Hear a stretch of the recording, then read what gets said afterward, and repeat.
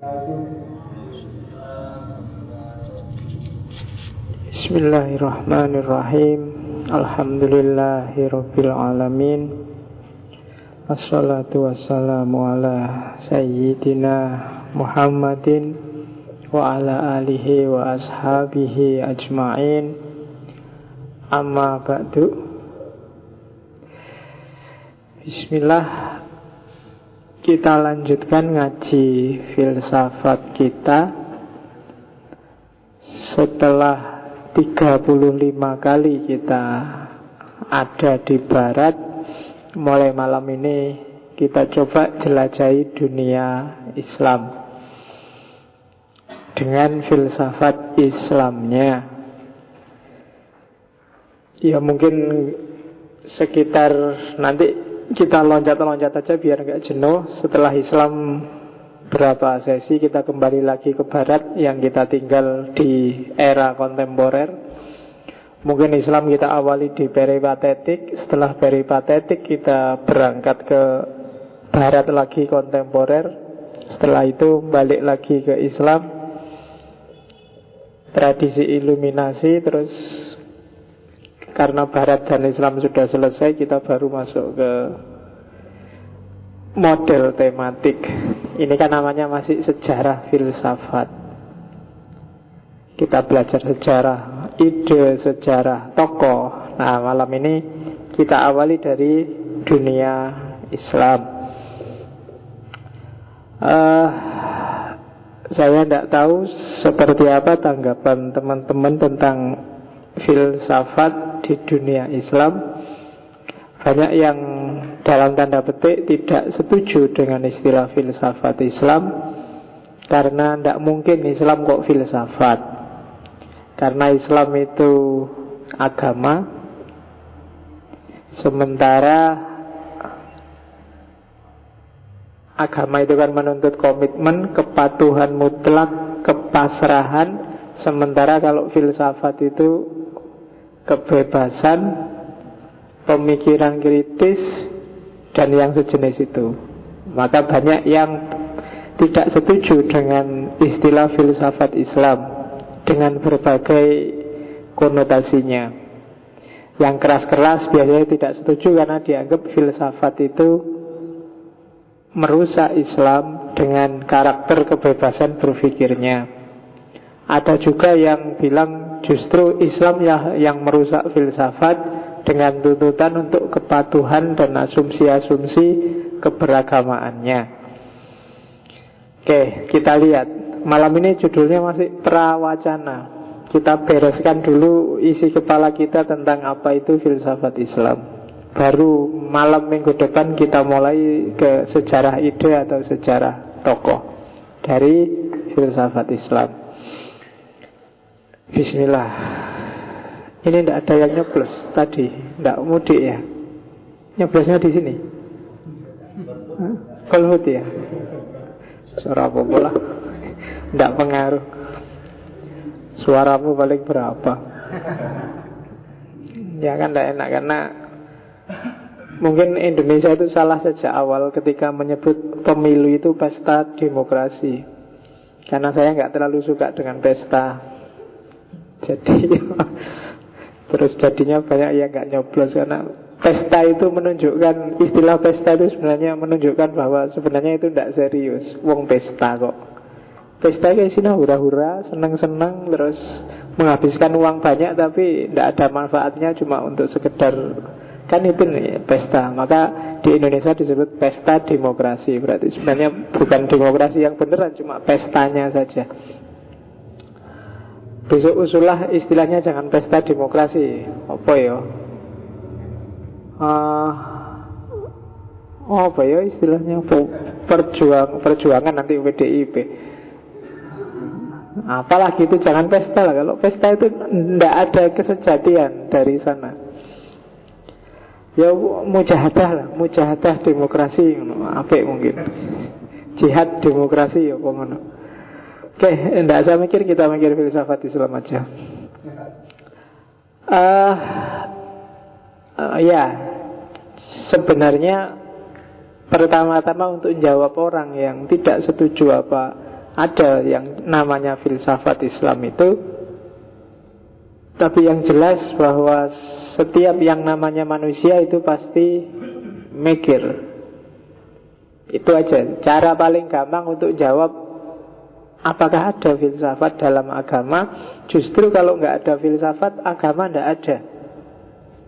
Karena hakikatnya filsafat adalah berpikir secara radikal, secara mendalam, secara kritis. Kalau orang tidak bisa mikir, dia tidak akan bisa beragama. Meskipun kamu bilang, loh agama itu kan tinggal patuh Pak, tinggal ikut apa adanya. Lah emangnya ikut dan patuh itu tidak pakai pikiran po? Pakai. Makanya agama kan sangat, termasuk Islam itu kan sangat benci yang namanya taklid. Ketika orang dilarang taklid, itu berarti kamu disuruh mikir. Gitu. Oke, jadi agama menawarkan kebenaran, akal juga menawarkan kebenaran. Ada dialektika. Kalau itu memang kebenaran katanya para filosof muslim nanti, itu ya mesti ketemu, kamu gak usah khawatir. Jadi ada sirkuler.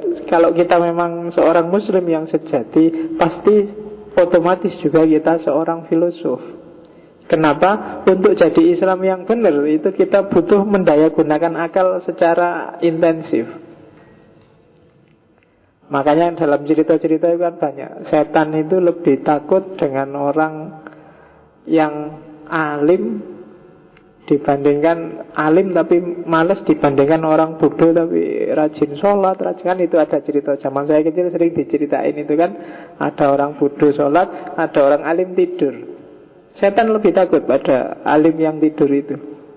Itu sebenarnya cerita-cerita banyak kayak gini. Kalau teman-teman dulu di kampung kan sering dikasih cerita-cerita seperti ini. Itu menunjukkan bahwa sebenarnya Islam dan agama itu sangat menghargai intelektualitas, sangat menghargai akal, sangat menghargai rasio. Ya. Makanya di antara ciri orang yang layak diangkat jadi nabi dalam sejarah, dia harus punya karakter yang namanya fatonah. Bukan fatonahnya selfie loh ya. Fatonah cerdas. Kalau nggak cerdas berarti dia tidak layak jadi nabi, tidak bisa mikir. Nabi harus pinter. Makanya nanti kalau di UIN ada rektornya UIN sekarang, Pak Musa, itu nulis buku judulnya apa? Yang filsafat Islam itu kan, di situ dia mendeklarasikan bahwa sebenarnya Nabi Muhammad itu adalah seorang filosof. Dilihat dari aspek bahwa dia cerdas. Oke. Jadi pertama-tama itu, makanya dulu saya pernah usul beberapa sisi dari teknik berpikir yang filosofis ini harusnya sudah diajarkan tidak cuma di bangku kuliah, tapi mungkin sejak SMA atau malah mungkin SMP. Diajar teknik berpikir. Karena kalau di pendidikan kita kan terbiasa menghafalkan teori, bukan tekniknya, tapi apalannya yang mulai SD, SMP, SMA. Bahkan itu cuma diulang-ulang. Maka filsafat dan agama jangan khawatir, kalau ketemu tidak akan saling merusak, tapi malah saling menguatkan. Bahwa ada yang tidak karu-karuan gara-gara mempertemukan agama dan filsafat, sebut saja itu kasus. Kasus itu ya kejadian khusus, kejadian khas yang lebih banyak yang tidak seperti itu dibandingkan yang seperti itu. Nah, jadi kalau ada yang tanya, jawaban gitu. Kalau ada yang tanya, apa iya sih di agama ada filsafat? Oke ya. Nah, ini sepanjang sejarah ada paling tidak, sebenarnya ada 5, cuma bagi saya yang 4 sama 5 tak jadiin satu di yang terakhir itu. Jadi tipe hubungan. Jadi apa yang terjadi kalau filsafat dipertemukan dengan agama, termasuk dengan Islam? Jadi ada banyak wajahnya. Wajahnya tidak melulu dalam wujud Nietzsche atau dalam wujud Kierkegaard atau dalam wujud, tapi juga ada yang dalam wujud Iqbal, ada yang dalam wujud Mullah Sadra, dalam wujud Ghazali dan lain sebagainya. Ada jenis pertama, ya filsafat dalam tanda petik menjadi agama sendiri. Jadi filsafat jadi agama sendiri itu berarti filsafat mikir dewe, Tuhan itu yang seharusnya kayak gimana, Tuhan eskatologi, surga, neraka, ajaran, kekuasaan, kapasitas manusia tentang dan macam-macam alam semesta itu kan mikir dewe. Filosofnya tidak peduli dengan doktrin-doktrin agama. Nah, itu filsafat jenis pertama. Kamu ketemu di filsafat agama biasanya. Apa buktinya Tuhan itu ada? Apa buktinya alam ini tergantung? Apakah kita bebas atau independen, apa terikat dan seterusnya? Itu filsafat jadi agama sendiri. Terserah agama bilang apa. Cuma yang jenis pertama ini ingin menjawab isu-isu agama tapi pakai akal saja, tidak peduli agama ngomong apa. Itu jenis pertama. Ya banyak, kayak kemarin misalnya kayak Nietzsche bilang, oh agama itu candu, agama itu mentalitas Buddha, agama itu mikir sendiri. Dan itu luar biasa. Zaman tahun berapa saya menerjemahkan buku yang judulnya God of Philosophers, diterjemahkan jadi Bertuhan ala Filosof, tahun 2002. Tulisannya Anthony Kenny. Dan itu luar biasa, wacana-wacana yang diangkat oleh para filosof untuk memahami isu-isu agama. Jarang orang berani masuk ke dunia itu karena agak tricky, orang sering bilang jangan belajar filsafat nanti kamu rusak loh. Biasanya ranah ini yang biasanya ditakuti untuk disentuh, karena memang begitu kamu masuk ke dalam, ya masa kayak gitu ya, masa itu mesti gitu. Kayak Agustinus, Thomas Aquinas, kalau dalam Islam mungkin Ibnu Rus dan kawan-kawan itu kan sering mengkonsepsi sendiri pakai akalnya. Yang itu nanti dikritik habis-habisan antara lain oleh Ghazali, karena Ghazali kan tidak di model yang pertama itu. Misalnya membahas pengetahuan Tuhan, Tuhan tahu nggak tentang masa depan. Nah, terus kalau kita yakin Tuhan tahu tentang masa depan, berarti hidup ini sebenarnya Jabariyah. Hidup ini berarti sudah diatur sebelumnya. Wong Tuhan tahu besok mau terjadi apa. Kamu besok jadi dosen apa jadi tani, itu Tuhan sudah ngerti. Berarti sudah ada skenarionya. Maka kamu nggak perlu capek-capek berusaha dong kalau gitu. Wong masa depan itu sudah jelas. Itu ini dibahas. Atau ada kontradiksi antar sifat-sifat Tuhan, karena monoteis itu kan kesulitannya di situ. Semua kualitas dikumpulkan jadi satu di Tuhan. Apakah kualitas positif atau kualitas negatif? Tuhan itu maha adil, maha penyayang, tapi juga maha penyiksa, tapi juga ini kan agak susah. Dia maha tahu dan juga maha kuasa. Nanti dalam kasus tertentu, misalnya dicontohkan, bisa nggak Tuhan menciptakan sesuatu, ini kan nanti kontradiksi, yang dia sendiri tidak mampu untuk menciptakannya. Itu kan bingung. Pikiran, bisa nggak Tuhan menciptakan batu yang sangat berat, yang saking beratnya Tuhan sendiri nggak kuat ngangkat? Itu kan kontradiksi namanya kan. Iya, kalau nggak bisa, terus masa Tuhan nggak kuat ngangkat? Tapi kalau bisa, itu kan bingung. Dan itu bagi kita kan, alah ngapain sih bahas itu, ngentai waktu, rayaneng gunane. Tapi dibahas oleh para filosof zaman itu. Dan bukunya tebel-tebel lagi bahas yang kayak gitu. Kayak pengetahuan Tuhan tentang hal-hal yang partikular. Tuhan itu tahu umum-umum aja apa secara detail. Kalau Tuhan tahu secara detail, Tuhan tahu nggak pengetahuan yang sifatnya pengalaman, pengetahuan yang sifatnya harus dialami langsung baru tahu. Misalnya apa ya, Tuhan ngerti nggak rasanya perut mules? Ya kan kamu bingung. Lu yang ngerti lah, Tuhan tahu segalanya. Lu masalahnya untuk ngerti rasanya perut mules, kamu harus pernah merasakan mulesnya perut. Kalau nggak pernah kamu bingung loh. Kamu cuma diceritain, kalau kamu ngerti apalah makanan apa, cuma diceritain, kamu belum tahu sebenarnya meskipun kamu paham.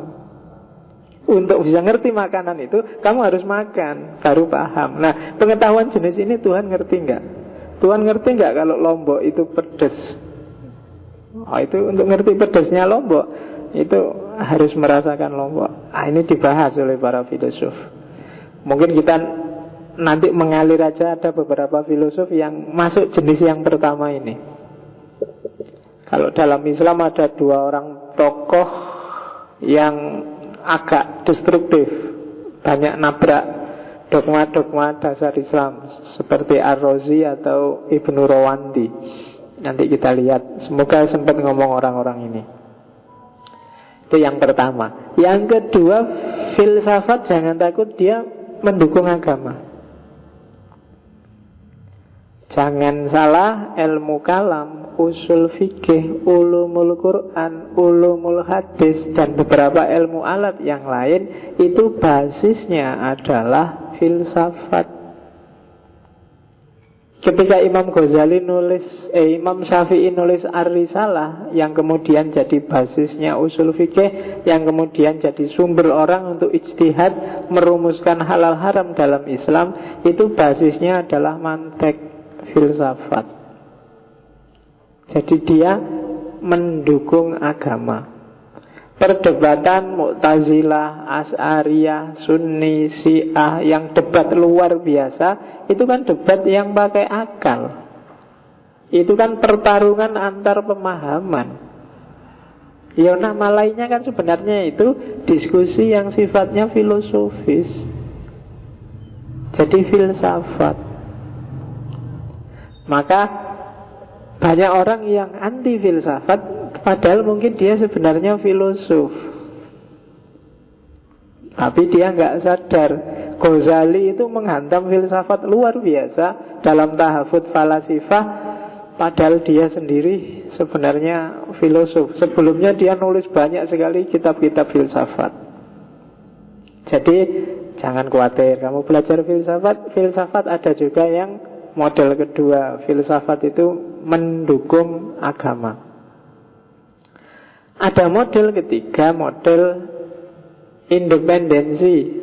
Jadi sendiri-sendiri. Tidak apa-apa kamu belajar filsafat, tidak apa-apa, tidak akan ganggu agamamu. Karena dua-duanya beda. Agama urusan keyakinan, filsafat urusannya akal. Masing-masing wilayahnya berbeda. Ditemuk-temukkan juga bisa, tapi sebenarnya itu dua dunia yang berbeda. Pakai akal kamu memahami agama boleh, pakai agama kamu mau nyerang filsafat bisa. Cuma tidak ada gunanya karena memang tidak kompatibel. Dua wilayah ini berbeda. Itu namanya paradigma independensi. Immanuel Kant misalnya, Immanuel Kant itu membahas agama panjang lebar sampai terakhir dia tidak bisa ini dibahas terus. Satu-satunya jalan yang mungkin adalah beri ruang dalam dirimu untuk agama. Karena ternyata semua argumen rasional tentang dogma agama itu lemah. Nanti kalau kita sudah masuk tematik ke teologi akan kita lihat coba. Hampir semua yang kamu bilang selama ini seolah-olah masuk akal, urusan agama itu sebenarnya ada kelemahannya. Ya karena memang akal. Kayak kamu bilang, oh alam ini teratur, berarti Tuhan memang ada. Atau ada sebab yang rentetan dan Tuhan itu sebab pertama. Atau banyak, dan semuanya ada kelemahannya. Maka katanya Immanuel kan, tidak usah daripada capek-capek, jangan ditemok-temok ke belajar filsafat, belajar tidak apa-apa. Kamu Islam aja nggak apa-apa. Itu dua wilayah yang berbeda. Nah itu model yang ketiga. Kamu belajar Heidegger, belajar aja. Belajar Sartre, belajar aja. Dan gak ganggu agama kan. Dan bisa kan ternyata gak ganggu. Wong ya kamu cuma sekedar tahu aja. Itu paradigma ketiga sebenarnya. Tidak otomatis belajar filsafat terus agamanya rusak, atau tidak otomatis filsafatmu jadi kacau gara-gara keterikatan dengan agama. Dua-duanya dua wilayah yang berbeda. Itu model ketiga. Model yang terakhir, filsafat untuk menjelaskan agama. Ini biasanya para peneliti. Para peneliti itu kan dengan senjata filsafat terus menganalisis fenomena-fenomena agama, dogma-dogma agama dari luar gelanggang. Nah, kalau ini sudah dari luar, model keempat. Jadi boleh kamu ambil model yang keempat. Saya ingin neliti gimana keberagamaan santri ngaji filsafat. Nah, itu kan dari luar. Aku di luar dengan senjata filsafat, kamu jadi objeknya yang tak analisis. Sejauh mana Tuhan menurut orang yang ngerti filsafat dan yang tidak ngerti filsafat.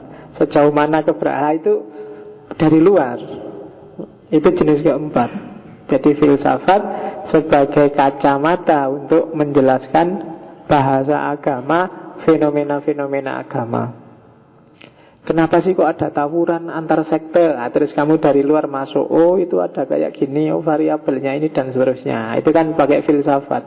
Mungkin pakai fenomenologi yang kemarin Husserl, kamu masuk untuk melihat kenapa agama Jawa itu beda dengan agama Arab misalnya. Nah, itu kan filsafat sebagai kacamata terhadap agama. Itu jenis yang keempat. Jadi apakah filsafat merusak agama atau sebaliknya agama menghalangi aktivitas filsafat? Bisa kamu lihat satu di antara empat itu. Tidak mesti begitu. Kadang-kadang filsafat jadi agama sendiri bisa. Kadang-kadang filsafat mendukung agama. Ya bisa juga memang independen, jalan sendiri-sendiri. Bisa filsafat jadi kacamata untuk melihat agama. Sebaliknya apa bisa? Agama jadi kacamata untuk melihat filsafat. Ya bisa saja, kan juga sering terjadi. Kalau orang bilang filsafat itu kafir, itu kan agama jadi kacamata untuk melihat filsafat. Itu juga bentuk pertemuan antara filsafat dan agama. Oke, ini harus diperjelas dulu. Apa sih? Ini kan jenis kedua tadi. Filsafat mendukung agama. Apa sih bantuannya filsafat pada agama? Dalam catatan saya paling tidak ada 4. Yang pertama, mengenal Allah, ma'rifat, memahami iman. Makanya teologi itu kalau dalam tradisi Kristen didefinisikan faith seeking understanding, keimanan yang berusaha untuk ngerti. Dan ini natural. Orang itu tidak bisa disuruh wis percaya wae, itu tidak bisa. Meskipun dia diam, biasanya tetap tanya di kepalanya. Kok gini ya? Wis toh percaya wae, enak-enak kuliah neng UIN itu. Tetap kamu kamu akan penasaran, bertanya lebih jauh.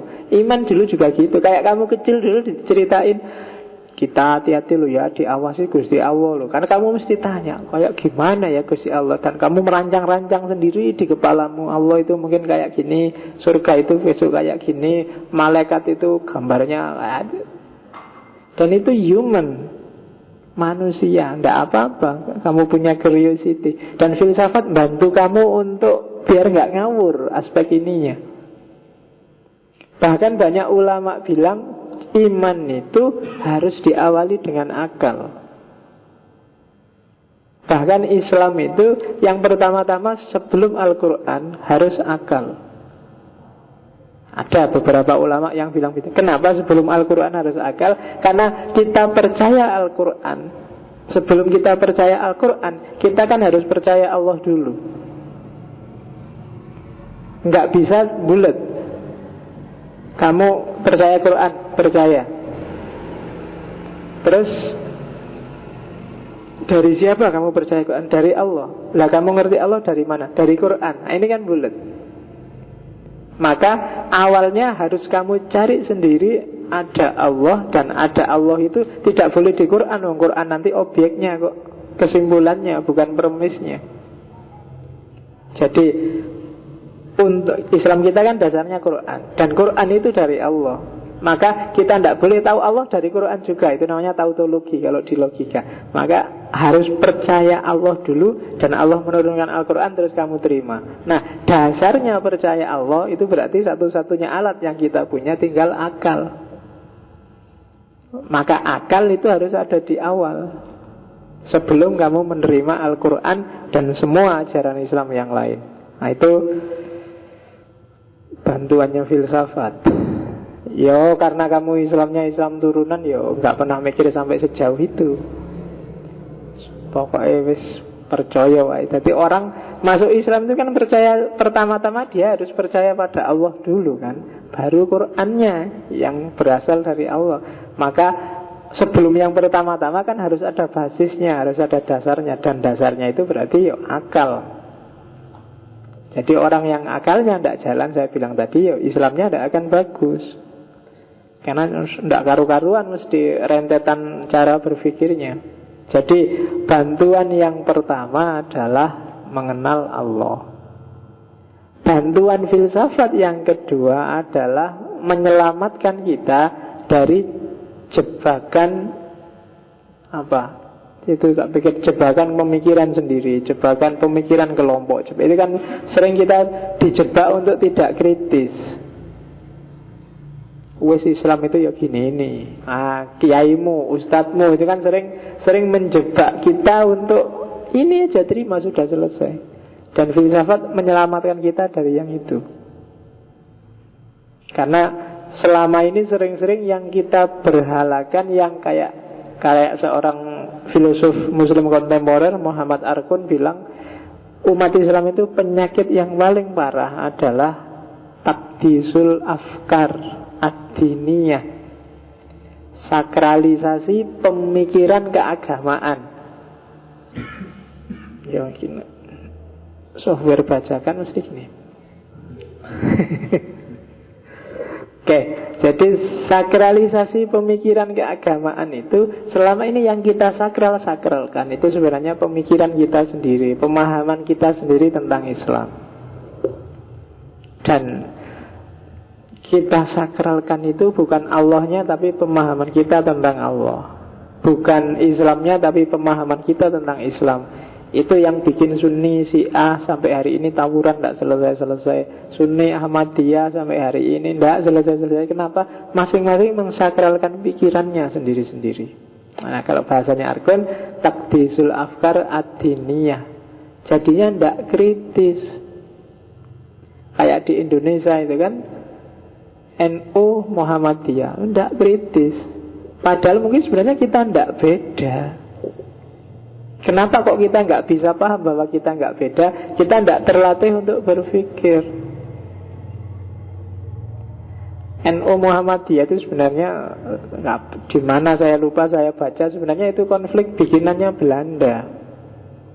Agak susah ya, waduh. Memang bikinannya Belanda. Jadi Belanda itu setelah perang Diponegoro itu mereka stres luar biasa gimana caranya menjinakkan umat Islam Indonesia. Akhirnya diundangnya para orientalis, Snorgronye dan kawan-kawan, coba diteliti kira-kira pengapesannya orang Indonesia itu apa sing Islam ini. Kok susah begitu, perang semuanya ikut perang dan kita pontang-panting. Akhirnya di antara solusinya kan nanti itu ada namanya politik etis itu. Jadi kalau Belanda baik itu sebenarnya bukan karena dia baik, tapi karena ada politik di balik itu. Nanti disebut politik etis. Di antara politik etis adalah pinterkan umat Islam. Nah, itu kan luar biasa. Kalau sudah pinter biasanya terus hati-hati, ini strategi Belanda. Persepsinya, ya hasil masukannya, ketika mereka dipinterkan, tawarilah mereka sekolah-sekolah, beri fasilitas untuk masuk dunia pendidikan. Perhitungannya Belanda pasti nanti ada yang setuju masuk sekolahnya Belanda, ada yang tidak setuju. Kelompok tradisionalis mesti nggak setuju. Zaman itu kelompok pesantren menolak mentah-mentah. Barang siapa meniru, apalagi ikut sekolahnya Belanda, man tasabbaha biqaumin fahuwa minhum. Tetap kita tidak usah ikut Belanda, kita tetap belajar di pesantren aja. Jangan pakai celana, pakai sarung. Nah, beberapa setuju ikut sekolah Belanda. Ya, sekolah yang difasilitasi oleh Belanda, dibukalah pintu-pintu untuk pendidikan oleh Belanda. Dari sini lahir kelompok elit intelektual. Lahir Muhammadiyah, lahir Persis, lahir Al-Irsyad, macam-macam. Mulai pinter umat Islam. Yang tradisional, yang tidak mau, tetap tidak mau. Akhirnya begitu banyak orang pinter, yang terjadi kan yang pinter ini terus, apa itu tradisional? Itu bid'ah, itu khurafat. Mulai kan kayak gitu.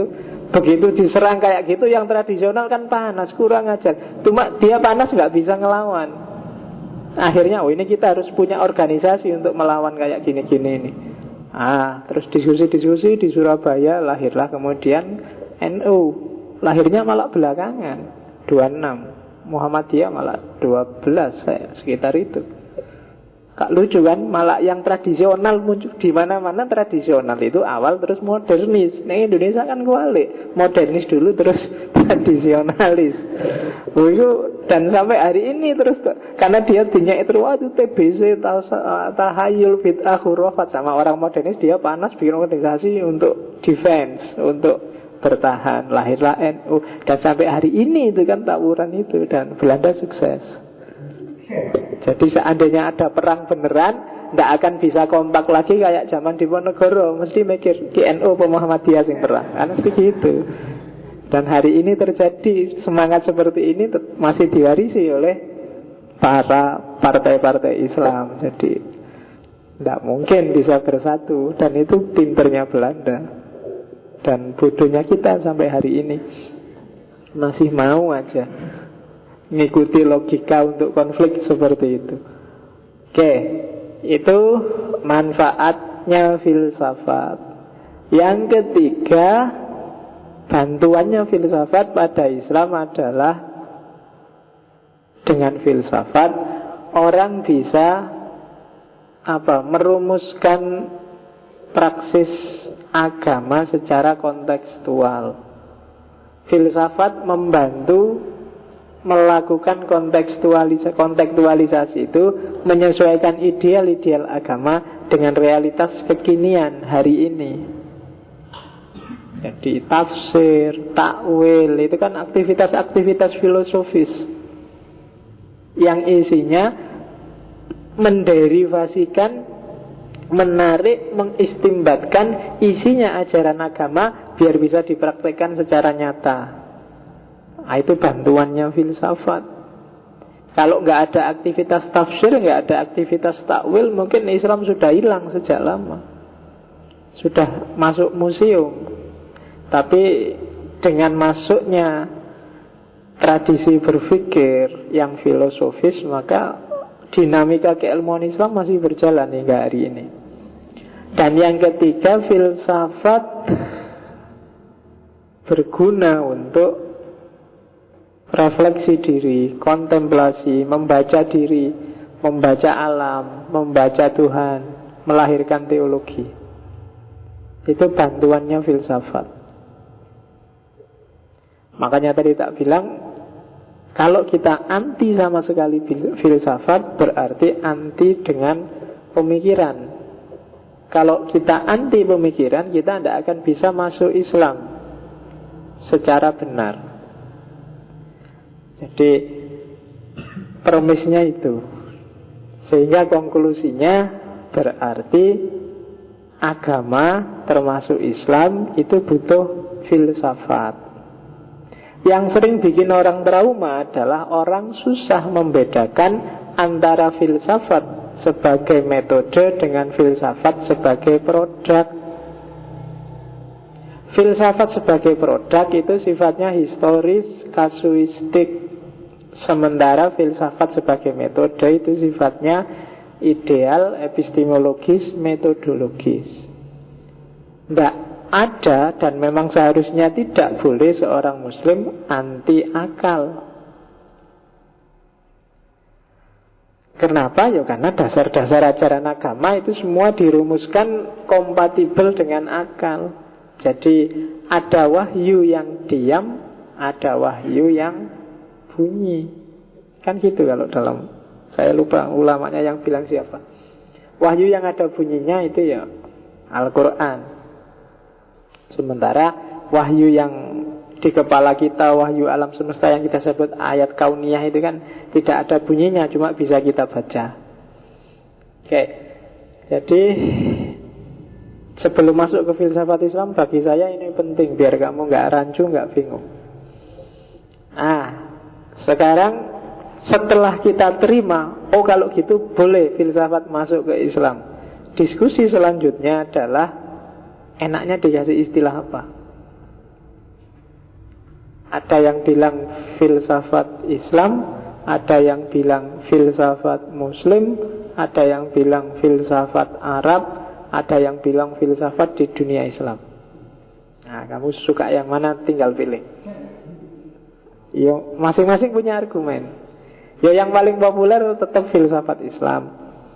Tapi banyak juga para filosof, para cendekiawan India biasanya lebih suka menyebut Muslim filosofi. Kalau kamu cari website di internet yang isinya agak banyak, bisa di-download tentang filsafat Islam, itu judulnya ya Muslim filosofi.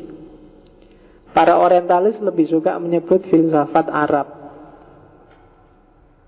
Dan beberapa tokoh kontemporer lebih suka menyebut filsafat di dunia Islam. Istilah filsafat Islam paling banyak dipakai, cuma orang sering mengkritik apa filsafat Islam itu benar-benar filsafat. Nah, itu dipertanyakan. Maka karena seperti tak bilang tadi, nggak mungkin Islam kok filsafat, dan nggak mungkin filsafat kok Islam.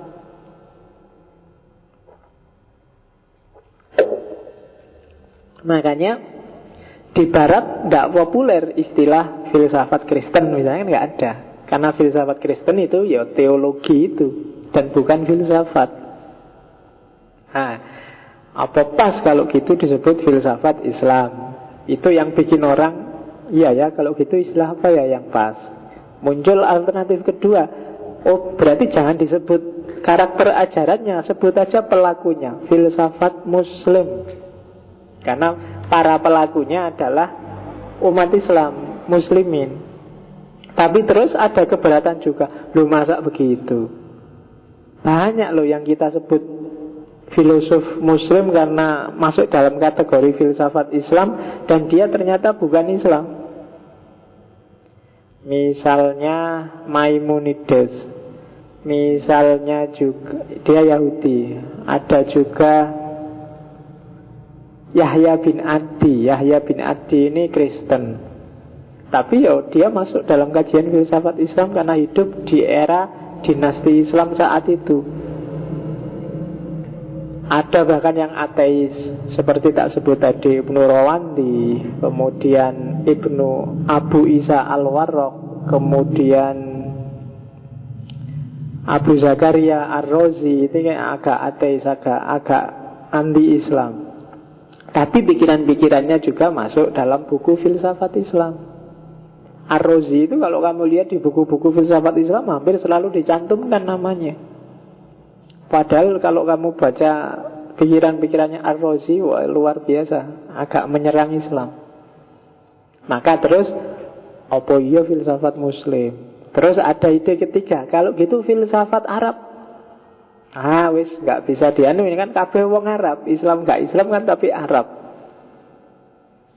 Tapi terus ada kritik, loh kok Arab? Wong Islam itu menyebar kemana-mana, tidak cuma di Arab. Berarti nanti kalau ada Afrika, kalau ada Indonesia yang pinter filsafat, tidak bisa masuk dong. Bingung lagi. Udah lagi ini aja, filsafat di dunia Islam. Enak sudah kan. Lalu dunia Islam itu mana? Kalau dulu gampang, khilafah selesai, dinasti Abbasiyah selesai. Sekarang dunia Islam itu mana? Amerika itu muslimnya juga banyak, ya kan? Bahkan di Israel itu loh ada muslim. Dunia Islam itu bagian mana? Terus gimana? Empat-empatnya ada kelemahannya. Akhirnya wis sak karepmu arep gawe istilah apa? Yang paling populer filsafat Islam. Meskipun ada juga yang masih konsisten dengan filsafat Muslim juga ada, yang pakai istilah filsafat Arab juga ada. Jadi problem ontologis dari sisi penamaan tidak masalah, nggak apa-apa orang menyebut apa. Yang penting entitas yang disebut jelas, maksudnya itu.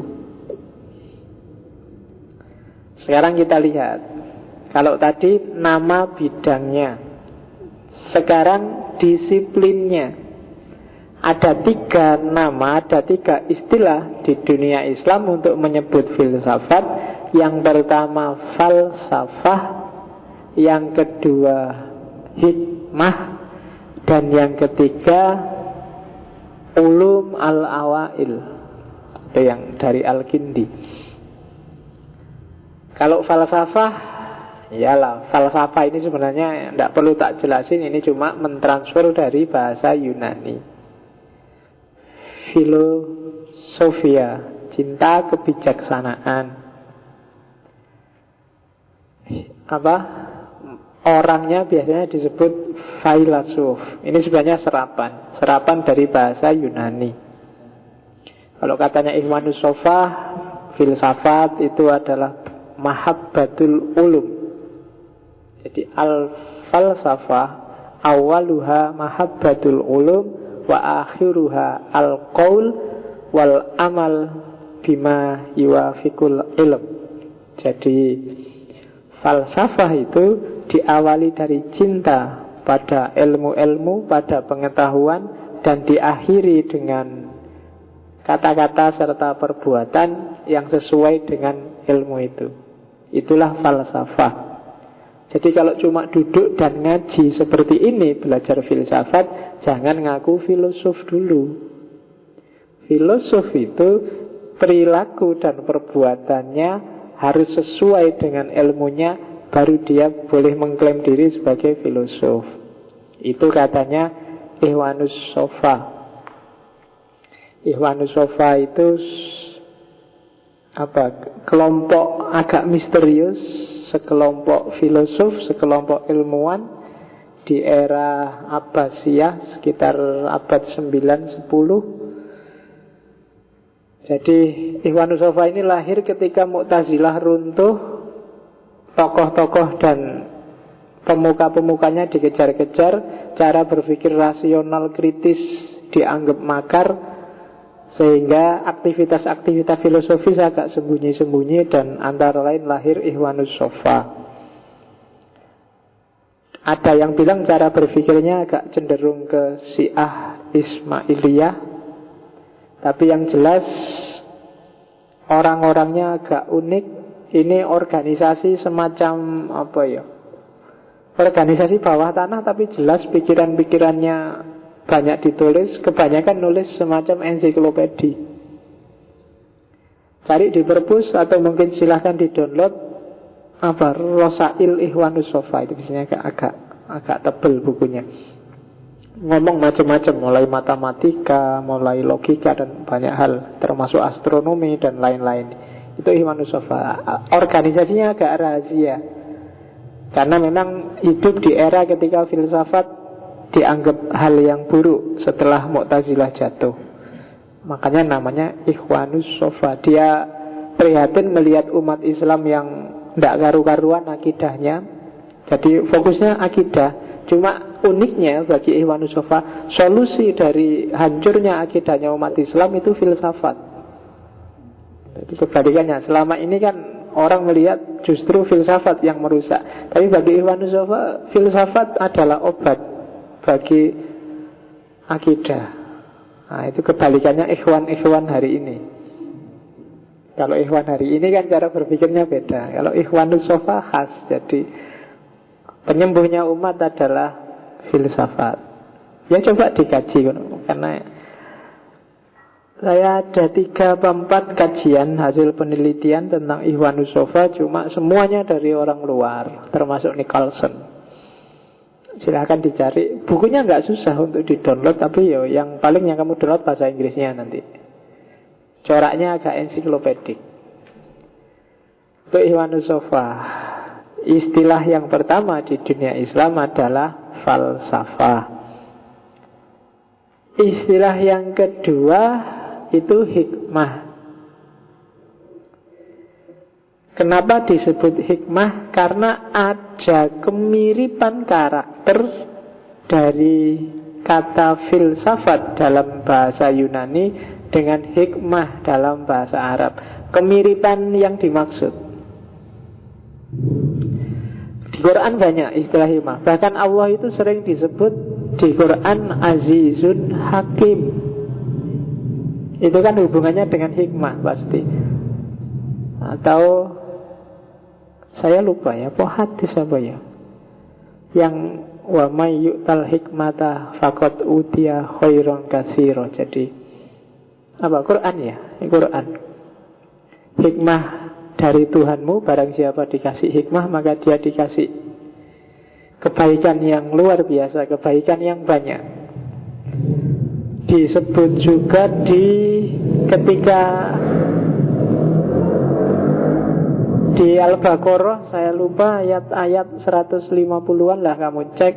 Ketika Nabi Ibrahim mau meninggalkan Nabi Ismail sendirian di Mekah, terus dia berdoa, Rabbana wa asfihim rasulan, dan seterusnya, yang yatlu alaihim ayatuka wa yu'allimuhumul kitaba wal hikmah wa yuzakkihim. Jadi Nabi Ibrahim minta, meskipun nanti tak tinggal, utuslah Rasul di kalangan mereka, dari kalangan mereka sendiri, biar belajar tentang kitab dan belajar tentang hikmah. Jadi kalau kamu tanya apa dalilnya ngaji filsafat, sebut ayat itu tadi. Ini doanya Nabi Ibrahim, nyuruh kita yo ngaji Quran tapi juga ngaji hikmah. Yatlu alaihimul kitab wal hikmah. Terus pada puncaknya adalah wayuzakihim, untuk menyucikan jiwa mereka. Jadi malam ini kita sebenarnya ada di situ.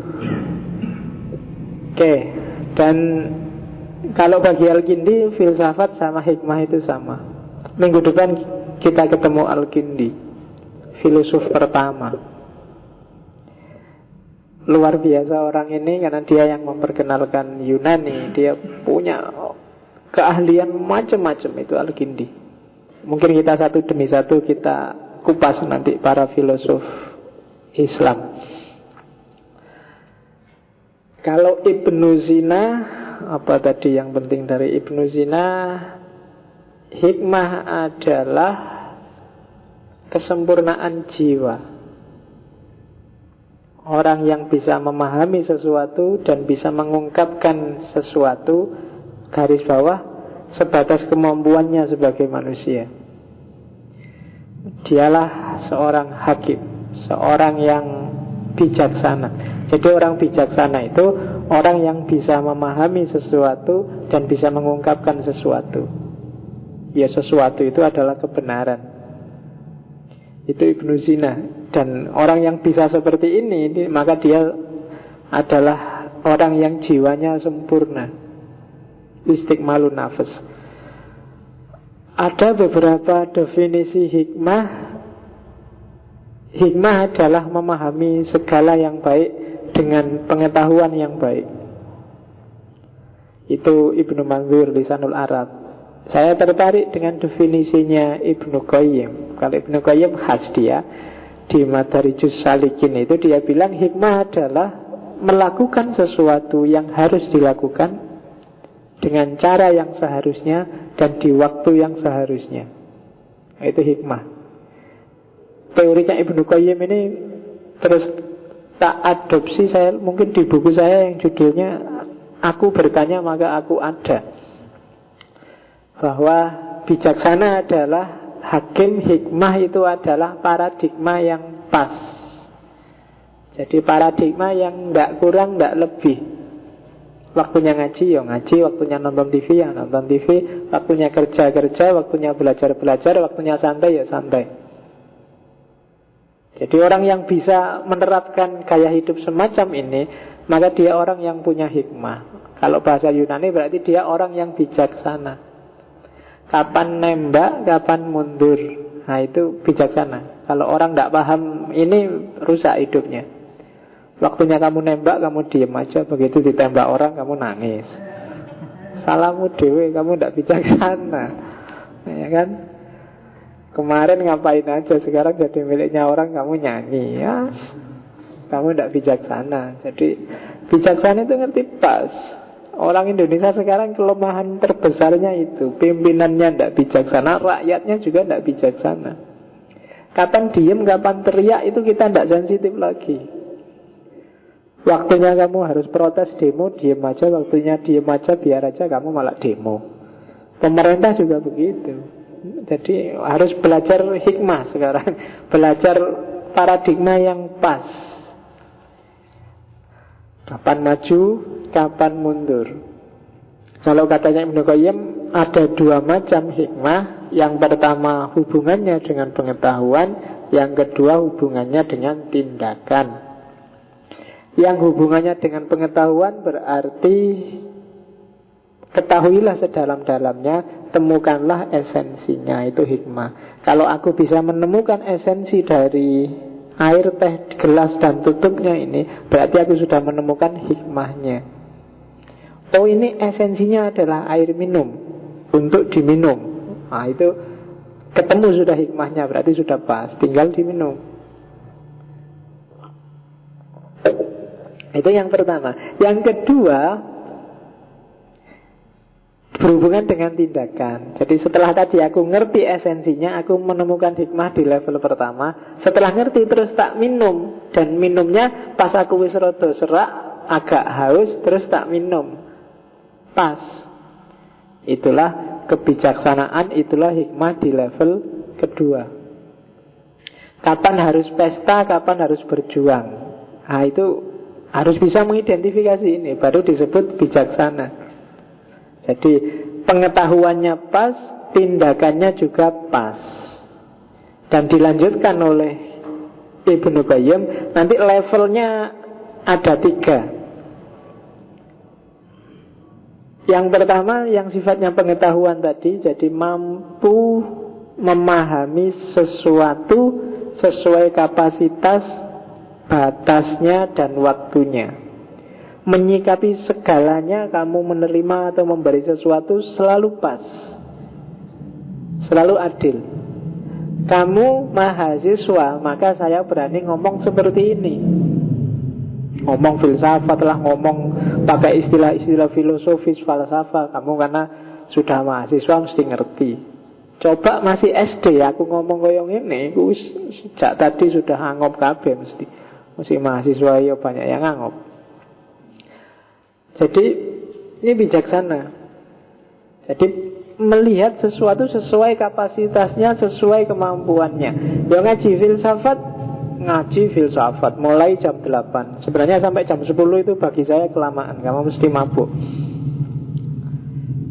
Misalnya aku sudahlah biar cepat ngerti filsafat. Filsafat itu penting, jadi kita lanjutkan ngajinya sampai jam 12. Itu tidak nyambung sudah. Tidak bijaksana. Kenapa? Tidak lihat kapasitas. Dan juga nggak lihat waktunya. Itu kebijaksanaan di level yang kedua, memahami batas. Tidak gampang orang ngerti batas itu. Hidup itu sebenarnya kuncinya tidak di sejauh mana kamu mencari kebebasan, tapi sejauh mana kamu memahami batas. Minum itu enak, tapi kamu harus ngerti batas, kapan kamu mulai minum dan kapan kamu hentikan minum. Kalau nggak ngerti batas, kamu nggak ngerti kapan mulai minum, nggak haus minum, nggak enak. Dan nggak ngerti kapan berhenti, harusnya berhenti kamu minum terus, jadi nggak enak. Maka hidup itu kuncinya ada di batas. Hikmah level pertama. Pacaran itu menyenangkan, tapi kesuwen juga membosankan. Kapan mulai, kapan mengakhiri kamu gak ngerti juga tidak enak. Waktunya males pacaran, kamu apel, tanggapannya jadi gak enak, jadi gegeran, jadi kenapa kamu harus ngerti batas, kapan dimulai, kapan diakhiri. Ngaji itu penting, tapi kamu juga harus ngerti kapan kamu harus ngaji, kapan istirahat dulu, gak usah ngaji. Mungkin ada momen-momen tertentu kalau aku ngaji malah tidak karu-karuan. Nah itu batas. Kamu yang ngerti dirimu sendiri. Tidur itu menyegarkan, tapi kalau kamu nggak ngerti awal dan akhirnya, kapan dimulai, kapan diakhiri, tidur itu merusak dirimu malah. Kalau nggak percaya coba aja. Kalau tidur kelamaan malah sakit semua badanmu. Padahal harusnya tidur itu menyegarkan. Nah, itu kebijaksanaan level pertama. Belajar itu bagus, tapi kalau kamu nggak ngerti kapan harus belajar dan kapan mengakhiri belajar, itu juga rusak mesti. Nah, itu kebijaksanaan level yang pertama. Ada kebijaksanaan level yang kedua. Kalau tadi ilmu tentang batas, kebijaksanaan level yang kedua adalah ilmu tentang apa itu? Kalau pakai nama lain saya sebut ilmu tentang ikhlas. Jadi kesediaanmu menerima apa yang memang harus diterima. Itu bijaksana. Makanya ada doa. Doa ini sebenarnya yang merumuskan seorang filosof pendeta namanya Reinhold Niebuhr, yang banyak dikutip orang, yang isinya adalah, ya Allah, berikan aku kekuatan untuk merubah apa yang memang harus kuubah. Berikan aku kesabaran untuk menerima apa yang harus aku terima. Dan yang terakhir, berikan aku kebijaksanaan untuk bisa membedakan keduanya. Itu tidak gampang itu. Banyak yang harus kamu ubah tapi kamu diam aja cuek. Banyak yang harusnya kamu terima apa adanya tapi kamu mati-matian ingin ngubah. Itu tidak gampang. Dan untuk ngerti membedakan mana di antara satu, di antara dua itu, kita butuh kebijaksanaan. Ya kayak kamu di Facebook biasanya bikin yang lucu-lucu itu. Ya Allah, kalau dia memang jodohku, dekatkanlah. Kalau dia bukan jodohku, yuk dipaksalah dikit-dikit biar tetap dekat. Semoga kamu ubah takdirmu, mesti itu. Nah itu berarti kamu tidak ngerti batas, ngerti batas. Jadi yang kedua adalah penerimaan. Jadi kalau orang bilang mbok dicari hikmahnya, itu kalau di level pertama berarti carilah batasnya. Kalau kamu mau sedih, kapan batas akhir dari sedihmu? Kalau kamu mau gembira, kapan kamu akhiri gembiraanmu dan melanjutkan perjuangan? Itu level. Kalau level yang kedua berarti carilah hikmahnya. Itu maksudnya ya terimalah memang itu takdirnya.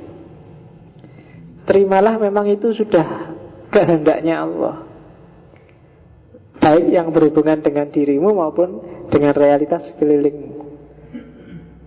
Jadi ya meskipun selama ini kalau orang bilang ya kita ambil saja hikmahnya, itu seolah-olah ada sesuatu di luar itu ya. Tidak, maksudnya hikmah itu kalau di Ibnu Qayyim ini ya satu di antara tiga itu. Kalau tidak, pahamilah batasnya, atau terimalah apa adanya, atau yang ketiga level yang agak tinggi, yang tertinggi malah dalam hikmah adalah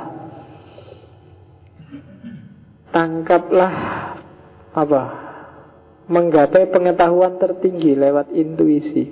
Jadi tangkaplah apa yang tidak kelihatan di balik itu. Nah ini orang sering pakai yang tiga ini. Jadi ya realitasnya sih kamu sampai umur sekian nggak pernah dapat pacar. Kalau level pertama, ketahuilah batasmu.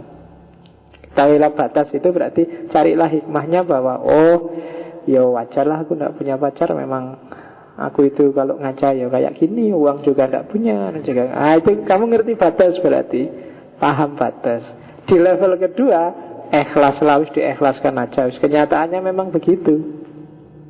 Dan di level ketiga, tangkaplah yang tidak kelihatan.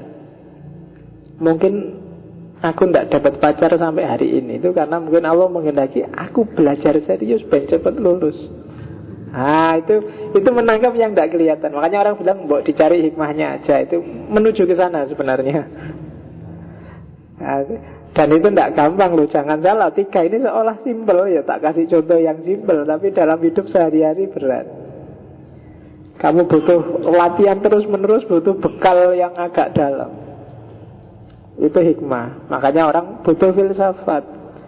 Filsafat itu tidak sekedar cinta rasionalitas, cinta kebenaran, tapi cinta kebijaksanaan. Ada beda. Jadi bijaksana itu agak di atasnya kebenaran. Kebenaran itu kalau tidak bijaksana bisa jatuhnya malah merusak. Ya macam-macam, kamu bisa ngerti sendiri lah. Banyak hal-hal yang sebenarnya benar, cuma begitu kamu tidak bijaksana mengelolanya, dia bisa merusak. Minum itu benar, tapi kayak tadi nggak ngerti batas, kapan diawali, kapan diakhiri, jadi tidak bijaksana. Ngomong memang ucapkan kebenaran, kulil haqqo walau kana murran, tapi itu level ontologis. Tapi begitu masuk level etika, tidak selalu hak itu yang pahit itu harus kamu ucapkan. Kalau ada temenmu dapat E nilainya, ya jangan terus wancane kamu itu bodoh, males, nggak berani. Itu kebenaran memang. Memang bodoh, males. Buktinya dapat tapi ya jangan diomongkan gitu. Itu namanya tidak bijaksana. Ya, jadi kalau ada temenmu misalnya gendut besar terus bilang, gendut terus, mbok jangan panggil aku gitu. Loh kan ini kebenaran, fakta bahwa kamu itu iyalah, cuma ya jangan segitunya. Itu namanya tidak bijaksana. Itu hikmah. Jadi kebenaran itu levelnya bahkan di bawah etika. Di atas etika ada kebijaksanaan. Oke, jadi itu istilah kedua yang dipakai. Istilah ketiga ya al-umulum al-awail, ya ilmu-ilmu orang zaman dulu. Jadi filsafat itu di dunia Islam tidak selalu referensinya ke Yunani, nanti kita lihat. Meskipun banyak jasanya Yunani, tapi India, Persia, Romawi itu turut bermain. Makanya beberapa filosof Islam menyebutnya al-ulum al-awail, karena dia menyerap dari berbagai peradaban. Dan Yunani pun bukan kok terus tiba-tiba ujuk-ujuk berpikir sendiri ada Yunani, tapi Yunani pun dia menyerap dari berbagai peradaban sebelumnya. Maka disebut al-ulum al-awail. Nah, sekarang kita lihat istilah-istilah sudah. Sekarang kita lihat seperti apa sih statusnya filsafat Islam itu dalam dunia akademik. Persepsi yang pertama, para orientalis biasanya melihat bahwa filsafat Islam itu adalah kelanjutannya filsafat Yunani kuno. Ini seolah-olah biasa, tapi sebenarnya pelecehan. Iya, kamu nggak sadar kalau bilang itu. Jadi nadanya sebenarnya nada pelecehan, karena orang Islam itu tidak bisa berfilsafat. Filsafat itu tidak original dari Islam, tidak otentik dari Islam. Kalau tidak pinjam dari peradaban lain, dia tidak bisa melahirkan tradisi berpikir yang filosofis. Cuma selama ini kan kamu bahkan kadang-kadang bangga, wah yang mewarisi Yunani itu Islam. Padahal kalau para orientalis konotasinya agak melecehkan. Jadi bahkan Bertrand Russell pun yang belakangan bilang Islam itu tidak mungkin punya budaya intelektual kritis. Dia cuma mengadopsi Yunani, diterjemahkan gitu aja. Tidak original pikiran-pikirannya. Jadi melanjutkan filsafat Yunani kuno. Itu persepsi pertama. Ya memang di antara kelemahan kita umat Islam sering begini, sering tidak peka. Jadi dilecehkan, tapi kadang-kadang kamu malah merasa bangga. Gitu loh. Terus banyak kasusnya, banyak contoh kasus. Tinggal mulai sekarang kamu latih benar intelektualitasmu, hikmahnya agak dilevelkan. Yang ketiga, bacalah yang tidak terbaca. Itu kamu sering sekali dilecehkan. Kadang-kadang kamu ikut meleceh-lecehkan, meskipun gak sadar. Misalnya contoh paling simpel, ya orang salah, orang keliru, orang jahat itu banyak. Tapi kalau ada ustadz salah, kalau ada ustadz keliru, itu TV berlomba-lomba memuat. Dan kamu ikut-ikutan komentari yang jelek-jelek. Satu demi satu akhirnya ustadz-ustadz kita jatuh. Mulai Ustadz Solmed, UGB. Ustadz itu mati satu demi satu orang Islam itu. Saya tidak tahu apa benar apa ada rekayasa atau apa. Tapi yang jelas, loh kamu kok malah ikut-ikutan maki-maki. Wong yo bukan urusan bela atau tidak bela, tapi masalahnya nggak jelas. Kalau sudah masuk TV itu siapa salah siapa benar juga agak kabur. Kalau nggak mau ya buat diem aja. Tapi tak lihat di berita-berita internet itu mesti komentarnya banyak dan ikut-ikutan maki-maki. Ya itu sebenarnya menampar kita kan. Cuma ya kamu enjoy aja, seneng-seneng aja. Biasalah. Ustadz-ustadz itu memang gitu. Itu sebenarnya kan menjatuhkan dirimu sendiri. Sama dengan bilang, ya kayak gitu itu orang Islam itu. Ustadznya aja kayak gitu apalagi. Kan mesti gitu nama lainnya. Cuma kamu gak sadar. Dan orang barat seneng yang gini-gini kan di blow up. TV tiap hari juga masuk. Oke. Kan banyak itu kasus Jainuddin, AA Kim kemarin nikah lagi. Terus apa lagi, Ustadz Solmed, UGB. Kan satu demi satu Ustadz kita berguguran di TV. Dan kita dengan gembira ria mendukung pengguguran itu. Yo, saya tidak tahu, mungkin ada skenario apa lah. Yo, orang jahat itu banyak yang kayak dukun-dukun di majalah. Kamu belilah majalah Liberty misalnya, yang kayak UGB bahkan lebih kurang ajar itu banyak. Ada Ki Sopo bisa menyembuhkan, ada pelet apa, ada banyak. Coba aja kamu lihat di koran. Tidak ada yang ngungkit-ngungkit itu. Cuma ya mungkin karena tidak komoditas. Nah ini yang agak melecehkan yang pertama. Jadi filsafat Islam itu hanya melanjutkan tradisi Yunani kuno. Terus ada juga yang bilang bahwa filsafat Islam itu hanya reaksi dari dialektika dengan budaya dan peradaban lain. Misalnya pendapatnya Maimonides. Sebenarnya banyak juga orientalis yang bilang bahwa Islam itu hanya melanjutkan Persia, hanya melanjutkan Yunani, hanya melanjutkan termasuk ajaran-ajaran dasarnya. Tidak ada satupun yang original dari Islam. Haji ya melanjutkan pagan Arab. Sholat seperti yang kamu lakukan itu coba bandingkan dengan ritualnya Yahudi, mirip. Tradisi kholwat puasa sudah ada sebelum Islam. Tidak ada satupun yang original. Maka terus dikritik sama orang-orang yang Anda, termasuk filsafatnya juga sebenarnya cuma nyomot aja dari yang sudah ada. Nah, itu persepsi kedua. Nah, persepsi pertama dan persepsi kedua akhirnya diselamatkan oleh persepsi ketiga. Persepsi revisionis, bahwa jangan salah, Yunani mempengaruhi, Persia mempengaruhi, Romawi mempengaruhi, tapi filsafat Islam punya originalitasnya sendiri. Memangnya peradaban mana sih di dunia ini yang tidak terpengaruh oleh peradaban yang lain? Nggak ada. Yang baru sama sekali di bawah sinar matahari ini nggak ada. Pasti saling pengaruh mempengaruhi.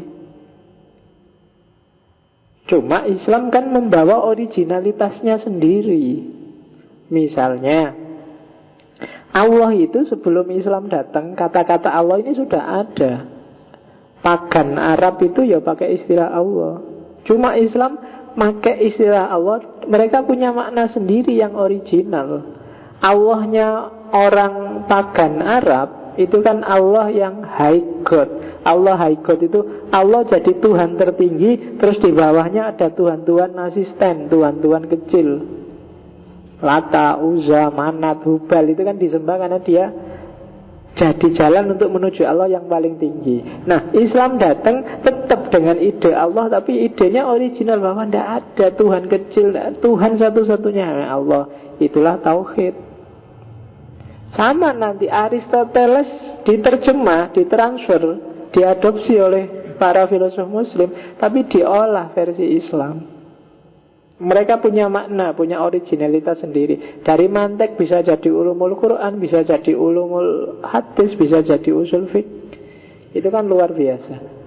Nah itu pendapatnya kelompok yang ketiga, kelompok revisionis. Seperti tak bilang tadi loh, diskursus intelektual dalam Islam juga luar biasa. Coba dibaca Mu'tazilah, coba dibaca Syiah, Sunni. Itu kan pikiran-pikirannya merupakan dunia intelek, dunia akal yang luar biasa. Nah itu kelompok revisionis. Ya tokoh-tokohnya M.M. Sharif, Oliver Liman, atau Alparslan Asikeng dari Turki. Jadi filsafat Islam adalah nama yang generik, original, yang lahir dari keseluruhan pemikiran yang berkembang dalam bukan dunia Islam tapi peradaban Islam. Baik itu Arab atau non-Arab, Muslim atau non-Muslim, di Timur Tengah atau enggak, bahasa Arab atau Persia atau Melayu, sejak zaman dulu sampai zaman sekarang. Itulah filsafat Islam.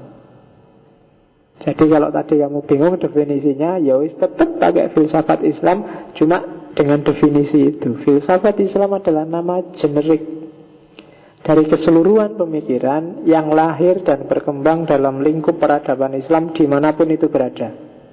Nanti kita lihat apa yang membedakan filsafat Islam dengan filsafat yang lain, di mana letak generiknya.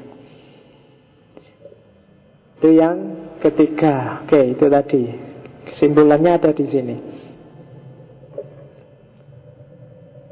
Oke ya, ini beberapa fakta. Seperti tak bilang, tidak semua filosof Muslim itu Islam. Kemudian biasanya khusus untuk filsafat disebut bahwa dimulai sekitar abad kedua Hijriah atau awal abad 9. Dan filsafat Islam di abad kedua, abad 9 inilah yang nanti sekitar 3 abad setelah itu memicu lahirnya Renaissance di Barat. Ini yang sering disebut orang bahwa Barat juga ya nanti terpengaruh oleh Islam. Biasa peradaban itu saling mempengaruhi. Indonesia dipengaruhi Amerika, ya wajar wong. Amerika sekarang kan rajanya peradaban masa kini. Mungkin kamu gak sadar, mungkin kamu anti, tapi pasti ada pengaruh itu. Dan di ensiklopedia Britannica, Barat yang mengadopsi Islam habis-habisan itu disebut one of the largest technology transfer in world history. Jadi jasanya para filosof Muslim dan para ilmuwan Muslim melahirkan Renaissance di Barat. Era awal ini diawali di Al-Kindi, diakhiri di Ibn Rus.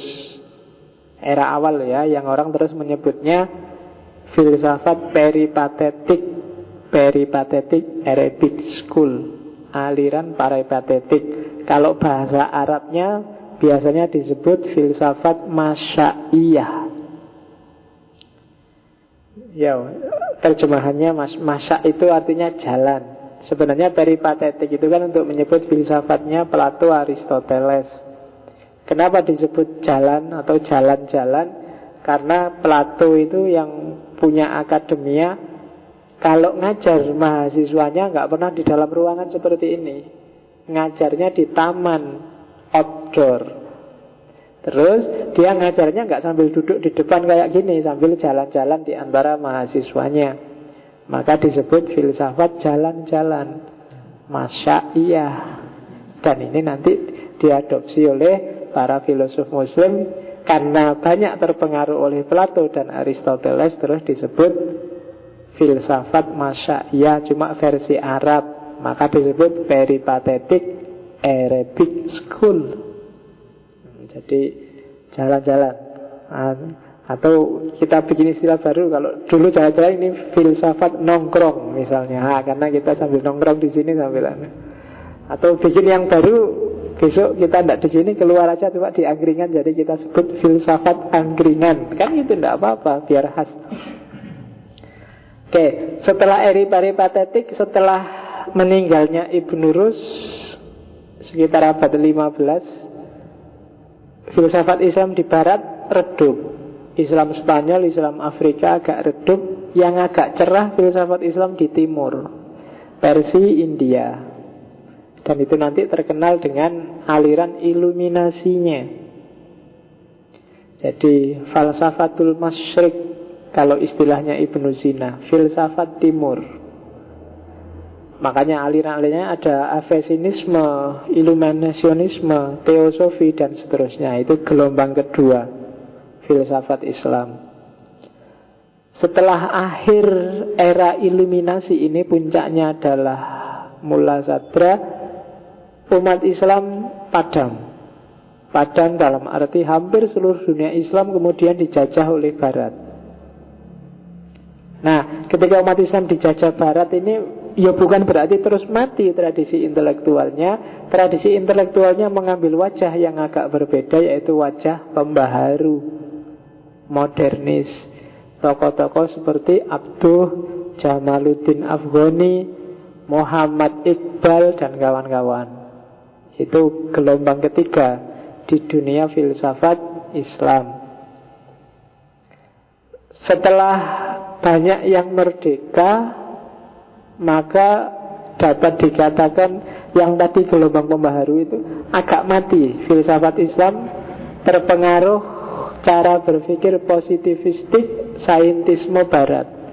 Konsentrasi hampir seluruh dunia Islam sekitar abad 19-20-21 hari ini, termasuk di Indonesia, adalah konsentrasi dengan model positivisme saintisme. Konsentrasi ke ilmu-ilmu, spesialisasi, biologi, fisika, matematika, yang agama juga fikih. Jadi spesialisasi, keluar dari mainstream tradisi filsafat model-model klasik. Nah, jadi karena hanya dalam tanda petik ikut Barat, maka semacam padam juga di era-era modern. Baru belakangan ada kesadaran baru, ada gelombang baru, seiring kalau di Barat munculnya postmodernisme. Maka lahirlah gelombang tradisi filsafat Islam kontemporer. Ya mungkin beberapa namanya pernah kamu dengar: Hasan Hanafi, Muhammad Arkun, Nasr Abu Zaid, Ali Harb, dan macam-macam. Itu orang-orang baru. Pengaruh di Barat postmodernisme, melahirkan gelombang reformasi jilid 2. Kalau reformasi jilid pertama kan eranya Muhammad Iqbal dan kawan-kawan sampai hari ini.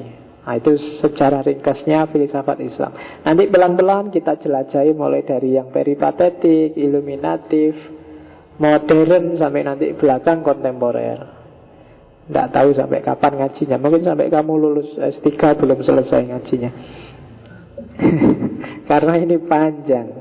Oke, ini yang juga agak membedakan antara filsafat Islam dengan yang tidak Islam. Jadi dalam Islam bukan tujuan berpikir, tujuan berfilsafat itu bukan menemukan kebenaran atau mencari kebenaran, tapi membenarkan kebenaran. Ini agak khas. Ihqaqul haq wa ibtalul batil. Jadi membenarkan yang benar dan menyalahkan yang salah. Jadi tidak agresif sifatnya. Bandingkan sama tradisi berpikir Barat, kayak itu kan agak agresif, pokoknya maju terus, pantang mundur, maju tak gentar, membela yang. Oke, jadi ihqaqul haq, arinal haqqo warzuqna tiba'ah. Itu tujuannya filsafat. Ya kan? Makanya kalau mau belajar, doanya kan disuruh baca itu. Wa arinal batila batila. Tunjukkan padaku ya Allah yang benar, tampak benar di mataku. Maka pikiranmu harus jalan. Kalau pikiranmu nggak jalan, yang benar nggak akan tampak benar, yang salah nggak akan tampak salah. Dan itu tugas filsafat. Ihqaqul haq wa ibtalul batil. Tak tambahi satu itu, hukumnya saya lupa yang ngomong, tapi hukumnya itu sebenarnya fardu kifayah. Sebenarnya setiap orang itu berfilsafat. Cuma yang mendalami filsafat secara radikal termasuk seperti ini itu ya tidak harus semuanya. Makanya filsafat itu elit, orang tertentu aja. Ya kalian ini sebenarnya elit. Ya untuk tidak aneh, istilahnya kan elit atau aneh kan gitu. Atau limited edition lah pokoknya. Jadi khas. Kalau bahasa agamanya kan fardu kifayah. Ya ndak harus kabeh dadi kiai, ndak harus semua jadi filosof. Ada kapasitasnya. Nanti kalau ketemu Ibnu Rus akan diperlihatkan bagaimana manusia itu ada stratanya, termasuk hitopnya Al-Quran. Ada stratanya nanti, kemana arahnya, kemana tujuannya. Kalau dalam Al-Quran pencarian filosofis itu biasanya analoginya yang paling jelas adalah Nabi Ibrahim. Pertama ketika Nabi Ibrahim mencari Tuhan dengan akalnya, lihat bintang, lihat bulan, lihat matahari. Dan yang terakhir ketika Nabi Ibrahim ngetes Allah. Kan ngetes kan. Jadi ketika tidak percaya, ini orang tinggal tulang masa bisa hidup lagi, kan itu ngetes. Terus Gusti Allah agak manggil, lu apa kamu nggak percaya? Ya percaya sih percaya, tapi kan buktinya mana kan gitu. Kan terus Nabi Ibrahim disuruh nyembelih burung, terus disuruh dipisah-pisah di 4 buah gunung. Terus setelah itu disuruh manggil dan gabung lagi, datang lagi. Oh kelihatan sekarang buktinya, berarti aku percaya. Nah aktivitas seperti ini kan namanya aktivitas filosofis. Nggak ujuk-ujuk, meskipun sama Allah aja Nabi Ibrahim berani komplain. Tuh loh, ditanya apa ya sih begitu. Terus akalnya digunakan, nyari bukti-bukti. Oke, itu tujuannya. Kenapa dulu filsafat Islam itu sukses? Yang pertama, ini sebenarnya tak kasih kata-kata dulu sukses, sebenarnya ini prasyaratnya. Kita bisa bangkit lagi di dunia Islam. Yang pertama, ingat-ingatlah bahwa agama nyuruh kita untuk berpikir mendalam. Ada puluhan ayat dalam Al-Quran yang menegaskan afala ta'qilun, afala tatadabbarun, afala dan seterusnya. Yang kayak gini banyak. Yang kedua, masyarakat harus mengapresiasi.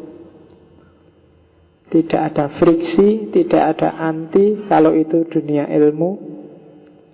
Dan yang ketiga, pemerintah.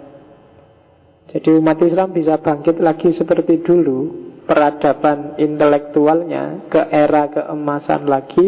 Yang pertama kalau ada kesadaran saintifik, kesadaran rasional, kesadaran filosofis. Yang ketiga, kalau lingkungan masyarakatnya mendukung peradaban ilmiah. Kalau enggak akan jalan tetap. Kalau masyarakatnya pragmatis, ekonomis, enggak akan bisa lahir. Dan yang ketiga, pemerintahnya mendukung. Prasyaratnya dan dulu terpenuhi semua, khususnya zaman Abbasiyah Al-Ma'mun. Masyarakatnya mendukung, rajanya, sultannya jadi fasilitator, dan pintu dunia ilmiah dibuka lebar-lebar. Ini hasil inventarisir. Ya, nanti kamu baca sendiri ya, gimana kerja kerasnya para ulama, para filosof muslim zaman dulu. Tak identifikasi ada sekitar berapa itu, 10-an lebih, 12. Kadang memburu manuskrip, menerjemahkan, membuat syarah. Kalau di Islam itu kitab itu tidak cukup orang bikin buku. Setelah orang nulis buku, terus dikasih syarah. Di atas syarah masih ada lagi apa? Hasyiah. Jadi tafsir terhadap tafsir. Di atas hasyiah masih ada lagi taklik. Oh, dahsyat itu kan. Hari ini kan kamu nggak punya tradisi seperti itu. Kalau zaman dulu nggak cukup satu kitab, matan, syarah, hasyiah, taklik. Sudah matannya segini, sarahnya bisa segini, terus ya kan, dimulai yang paling dasar itu. Oke, menulis karya yang orisinal, menyalin buku. Jangan salah, zaman itu belum ada mesin cetak, maka buku ditulis tangan. Bayangkan capeknya. Mesin cetak itu kan belakangan. Dengan kondisi seperti itu Ghazali bisa nulis ratusan buku. Itu kalau tangannya nggak capek. Belajarnya kapan, apanya kapan, makannya kapan, jalan-jalannya kapan, nyantainya kapan. Susah itu kan. Istrinya sama anaknya apa nggak diopeni dan itu. Tapi bisa ternyata orang dulu. Kamu yang disuruh belajar dikit aja, wah sibuk pak, nggak ada waktunya pak. Orang zaman dulu itu dahsyat luar biasa, karyanya tebel-tebel dan bisa. Mungkin karena kita terlalu manja ya, disuruh apa sidik, wah tugas terus pak dosen ini. Kita kan ya dari dosen yang lain banyak tugasnya, iyalah. Sing waras ngalah. Oke. Kemudian rihlah, jangan salah. Mereka itu kalau ada, ini kok meragukan ya, tidak sekan-sekan melakukan rihlah ilmiah. Hanya demi satu hadis bisa perjalanan berbulan-bulan untuk ngecek validitasnya. Kholwat itu ya menyepi sebentar untuk pendalaman keilmuan. Diskusi itu pasti, karena zaman itu kan para ilmuwan biasanya dikumpulkan di istana dan lain sebagainya. Tak sebut ini untuk bikin kita sadar bahwa pantas sampai hari ini kita susah bangkit lagi. Kenapa? Budaya ini hilang semua dari tradisi kita. Jadi kalau kamu punya cerita Islam merebut kembali peradaban, ya hidupkan lagi itu. Atmosfer akademik semacam ini sudah hilang di dunia Islam. Meskipun fasilitas semakin gampang. Kitab dulu nyarinya susah payah, sekarang kamu tinggal ngopi sak CD bisa dapat ribuan kitab. Maktabah Samila. Kamu ya, kamu capek-capek ngopi ya ora pernah diwaca mesti. Nyarinya aja rebutan-rebutan, begitu dapat dilihat aja enggak. Gitu aja kalau fontnya rusak, wah ini fontnya nggak kebaca, rusak, kamu potong-panting ke servisan. Padahal ketika sudah beres juga nggak dibaca. Buat apa? Iyalah. Oke, terakhir kita lihat ya kekhasan filsafat Islam. Ada beda antara era klasik sama era kontemporer. Kalau klasik berhadapan, karena Islam berhadapan dengan teks juga, nggak boleh kan Islam itu bertabrakan dengan Quran dan hadis. Ketemu filsafat Yunani juga, tapi jangan lupa juga ketemu dengan realitas-realitas kontekstual yang lain, budaya-budaya yang lain. Jadi Islam berhadapan dengan tiga hal itu. Nah, untuk dunia filsafat dari teks biasanya diambil tiga hal, istilah-istilah teknisnya tentang Tuhan, surga, neraka. Itu kan istilah-istilah teknis. Yang kedua inspirasi tentang kenapa. Jadi inspirasi itu kan bukan pemikiran, tapi gara-gara dari teks itu terinspirasi untuk berpikir apa. Itu inspirasi. Dan yang ketiga konfirmasi. Konfirmasi ini terakhir. Kalau filosofnya sudah menemukan teori, terus di cross check ke Quran, ke hadis, no kan bener kan, tidak bertentangan, itu konfirmasi. Sementara dari Yunani, ini karena era klasik, yang terjadi penerjemahan besar-besaran. Dari penerjemahan itu diserap dua hal, cara berpikir filosofis dan isu-isu filosofis dari Yunani. Terus sementara yang dari realitas kontekstual ketemu asimilasi, akulturasi dari Persia, dari Roma, dari itu. Dan mix dari tiga hal itu, penerjemahan dari Yunani, inspirasi dari Quran, dan asimilasi dari budaya lain, lahirlah filsafat Islam klasik. Jadi kalau ada yang tanya di mana originalitasnya, peradaban filsafat yang lain pasti tidak seperti ini polanya. Khususnya ada nuansa teksnya. Kalau yang kontemporer itu polanya seperti ini, ya kan? Kontemporer sudah hari ini seperti tak bilang tadi, khususnya orang-orang baru, Hasan Hanafi dan kawan-kawan, yang dihadapi dua hal tetap sama, teks dengan realitas kontekstual. Tapi kan sudah tidak fokus ke Yunani lagi. Mereka adalah orang yang menguasai berbagai disiplin kefilsafatan, punya nalar kefilsafatan yang khas. Nah, dari situ nanti, dari kemampuan kefilsafatan mereka, biasanya dari filsafat jadi metodologi, jadi kacamatanya. Sementara dari teks Al-Quran, dari situ diambil nilai-nilai dasarnya yang universal untuk jadi worldview, untuk jadi pondasi. Jadi diperas dari sana, diambil nilainya, diambil substansinya. Kemudian dari realitas itu ya melahirkan problem. Beda sama yang klasik, problem itu dari teks, dari teori. Problemnya agak melangit. Tapi kalau kontemporer, problemnya munculnya dari realitas.